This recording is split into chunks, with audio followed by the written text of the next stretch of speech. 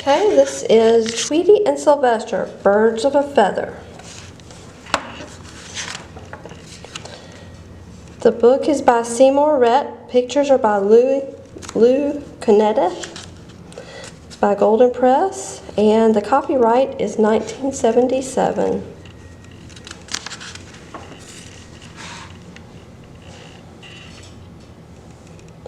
Granny was going to her sister's house for a visit. She left lots of birdseed for Tweety in his cage. She left lots of cat food for Sylvester in his bowl. Then she gave Sylvester a warning. "Now you be good while I'm away," she said. "Don't you bother my little canary while you're under my roof, Sylvester. I expect you to behave yourself." Tweety looks worried.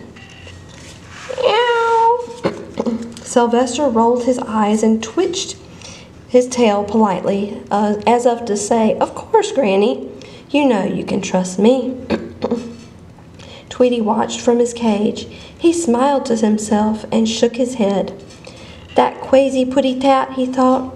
"He might fool Granny, but he doesn't fool me one bit."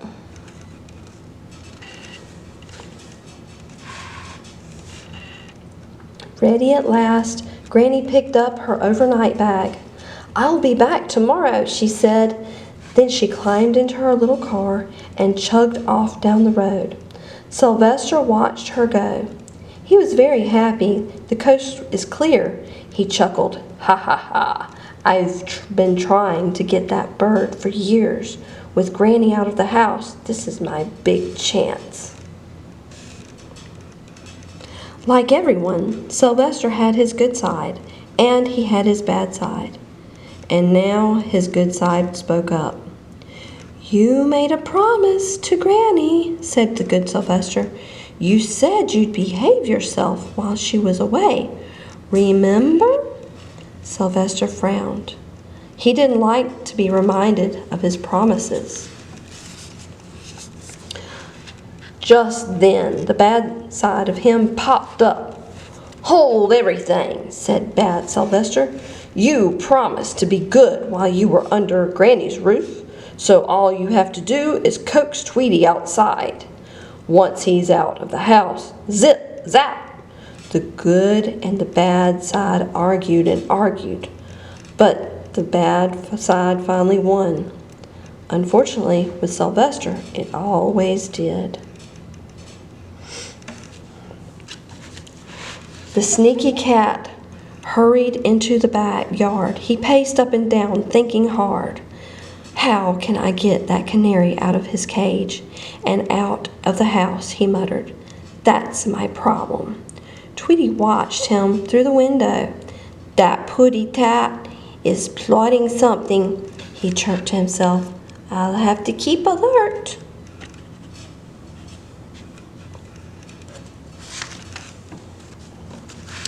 Just then, Sylvester paced past the garage and spied a can of yellow paint, and it gave him an idea. He grabbed a brush and splashed himself with yellow paint. He cut a big beak and some tail feathers out of yellow cardboard. Then he bent his arms to look like wings. There was an old broken mirror in the garage. Sylvester admired himself happily. "Great," he muttered. He said, "Now to give the word to that bird." Cheep, chirp, cheep. Wearing his disguise, Sylvester hopped into the house. He tried to chirp like a canary, but he sounded more like a concrete mixer. "Hi, Tweety," he squawked. "I'm your cousin Chirper, here to visit you." "Greetings," said Tweety, who wasn't fooled at all. "It's a groovy day," Sylvester chirped. Why stay cooped up in your cage? Let's go outside and have fun." "Okay," said Tweety, and out they went. "Now he's mine," Sylvester thought happily. He dived at Tweety, but the little bird zipped away. The cat broke his promise to Granny. Tweety said to himself, "And now he's going to get a good lesson." Sylvester crept closer. Let's play football, Cousin Tweety. I'll tackle you." He lunged again and again, but Tweety kept dodging. Just then, the big clock in the town hall struck 12. "Time for lunch," Tweety announced. There was a sack of birdseed in the garage. Tweety poured out a big heaping panful for his visitor. That's lunch," Sylvester croaked. "Of course," said Tweety. "We canaries love birdseed. Right, Cousin Chirper?" Sylvester groaned. Ugh. But he had to keep up pretenses, so he forced himself to eat it all. Oh, that doesn't settle well with cats, I don't think.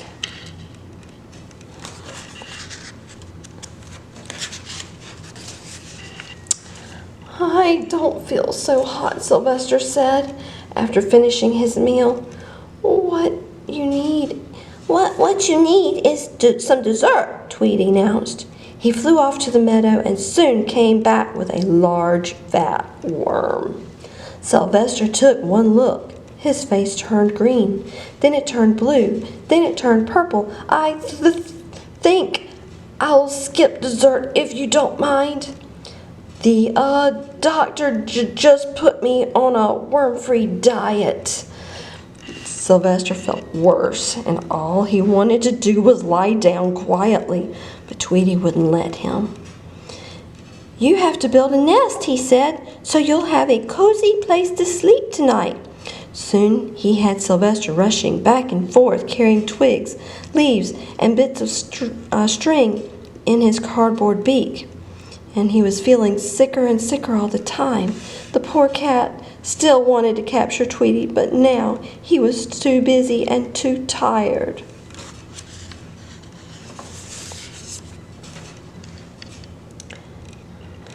"Cousin Tweety," he chirped, "I'm not used to all this exercise. I really must take a nap." With a sigh, Sylvester curled up under a tree and fell asleep, but Tweety had other plans. He flew into the garage and found a box of soap flakes on the shelf. He carried the box to a tree branch right over the spot where Sylvester was snoring. Tweety began to shake out the soap flakes. The little white flakes drifted down around Sylvester. "Wake up!" Tweety cried. "Wake up! It's snowing!"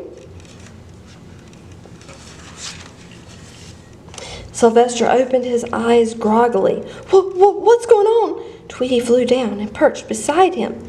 "It's snowing, Cousin Chirper. Winter's here," he said, "and now it's time for us to fly south. Fly south? Of course. Birds always fly south in the winter." Sylvester was horrified. "Can't we take the bus?"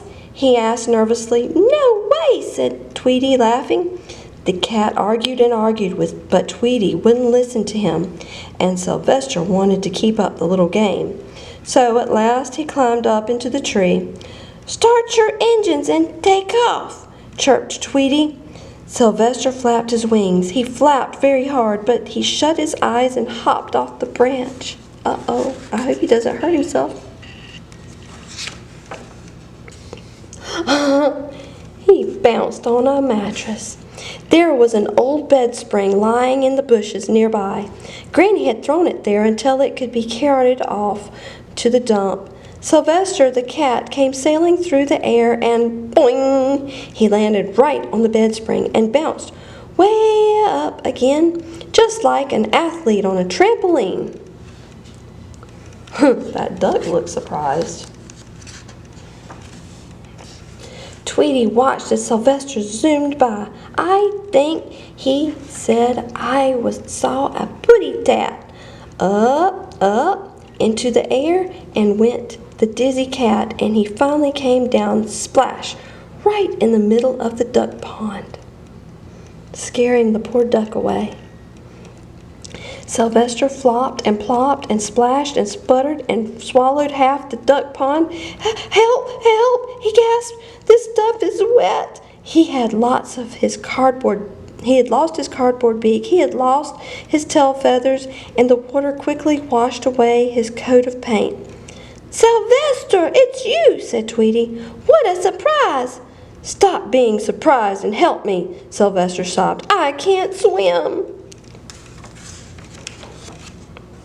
"Oh, I'll rescue you," said Tweety. "But first, we have to make a deal." He flew over to Sylvester and whispered something in his cat's ear. Sylvester was clinging for dear life to a floating branch. Okay," he gurgled. "I'll do anything you say. Just get me out of here." There was a long vine twisted around a nearby tree. The little bird put a loop on the end. Then he took it in his beak, flew over the pond, and dropped the loop to Sylvester. "Now, just haul yourself in," he said, "and don't forget the bargain we made." The next day, Granny came home. She parked her car and hurried toward the house. I do hope Sylvester behaved himself," she thought. When she stepped in the door, she got a big surprise. There was Tweety resting happily on the couch, nibbling birdseed cookies, and there was Sylvester locked up inside the bird cage. It was a tight fit, but Sylvester didn't really mind because he was safe from Tweety at last. He was safe from the dangerous Tweety bird. What a clever bird he was. The end. And this was a Bookmobile book.